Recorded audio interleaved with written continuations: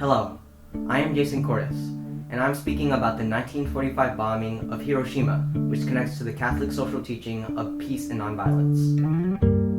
The initial damage of the blast killed 66,000 people and injured 69,000. About 3 weeks after the bombing, 90% of all people who were within 500 meters of the blast were dead due to burns, loss of blood cells, or other causes. There was an estimated 46% chance that the survivors affected by the radiation would be at risk of leukemia.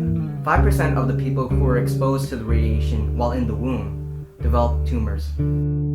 428 of those affected have died of some sort of radiation-caused cancer from 1950 to 1990. This information gives us an idea of the scale of human life that was affected and continues to affect people today. They show Hiroshima still bearing the scars of atomic energy, still a city of rubble and destruction. And while we can't go back and change things or stop, the people from getting hurt, I believe we can become fully aware of their stories, support causes that help survivors of the bombing, and work towards making our world today more peaceful. My action step has to do with a man named Takashi Tanemori. My mom works at a hospital, and she met Mr. Tanemori as a patient, and from there she learned that he was an actual survivor of the bombing. He lost almost all of his family members, and then moved to America here. And what he's been doing is he's been dedicated as a writer, artist, and public speaker to spread what he's learned about peace.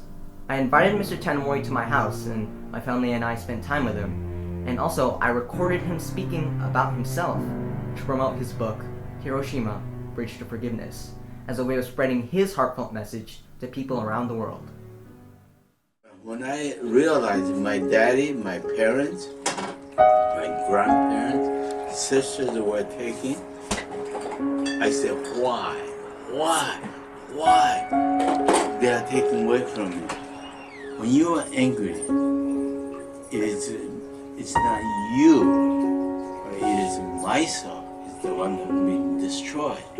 I think that's when I trust God, who is bigger than I am. That's when I feel I was set free from the anger and the desire of revenge. As you can see, people like Mr. Tanemori have a lot of powerful things to say, and I think that while we still have them around with us, we should learn as much as we can from them and take their messages deep into our hearts. I also encourage you to listen to anyone that you know or have access to that has been affected by violence or injustice, even if it's not tied to a historical event. I think that's very important what they have to say about peace and forgiveness. Thank you.